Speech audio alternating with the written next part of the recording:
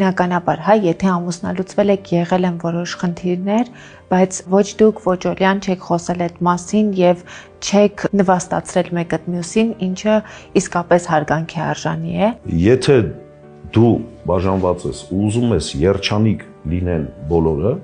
պետք է այնպես անես, որ քո նախկին կինը լինի երջանիկ։ Շատ ժամանակ անց հետո նոր կարող ես դու adekvat կարողանալ հասկանալ դու ճիշտ արեցիր, թե չէ։ Հա, երբ որ դու ներսը կռվում ես, դա դժոխք կա, բայց կողքից որ նայում ես, շատ զավեշտալի պատմություն։ Տարիներ հետո դուք հասկացաք, որ ճիշտ արեցիք, թե ամեն դեպքում այդ պահին կարելի էր կառավարել էմոցիաները։ Օլյան ինձ սենց որպես ընկեր ավելի լավ է, ես էլ իրան վստահ եմ։ Ըստ ձեզ դուք լավ ամուսին եք եղել։ Եթե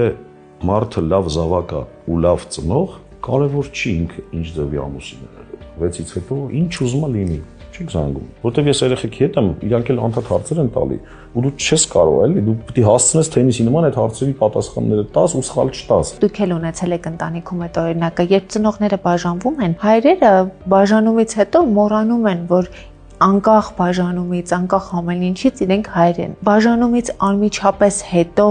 միևնույն է այդ ձեր ընկալումը որպես հայր չէիք կորցրել, թե ինչ որ շրջան անցակ հասկանալու համար, որ երեխաները ոչինչում մեղավոր չեն եւ երեխաները չպիտի ունենան հոր բացակայություն։ Սենց դեմքերով էինք իրար, նույնիսկ ինչ որ հայցադիմումներ, սենց ինչ որ բան փուլ սկսվեց, հետո այդ փուլը անցավ, որովհետեւ մենք երկուսս էլ հասկացանք, որ խիբ արդասնենք մեր կյանքը, եթե կարանք միասին հեշտացնենք համ մեր կյանքը, համ երեխաների։ Արտերկրում շատ ավելի տարածված է ալիմենտ վճարելու մշակույթը։ Ես մի օր ինձ ուղղակի հարց տվեցի, ասացի, որ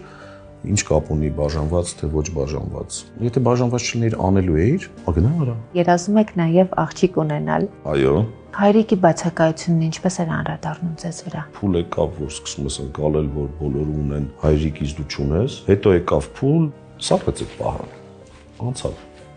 Չկա։ Մեծ մասը դերասանների ավելի ցածր են բարձրատրվում։ Քեզ վճարում էին այնքան գումար, որ դու չէիր հասցնում, որ ծախսել այդ գումարը։ Ղեկավարներից մեկը հավաքեց դերասաններին ու ասեց, որ այսուհետ դուք ստանալու եք ցածր գումար։ Այդ ժամանակվանից գրեթե բոլորի աշխատավարձները սաստիկ կրճատվեցին։ Դերասանի համար, որը արդեն սովոր է այդ վաու հայացքներին, դժվար չի դառնում այն շրջանը, երբ դրանք մի փոքր պակասում են։ Իզուր չի, որ ասում են աստղային հիվանդություն, ու դրանով դու հիվանդանում ես մինչև կյանքիդ վերջ։ Քեզ բոլորը ասում են ինչքան լավն ես դու։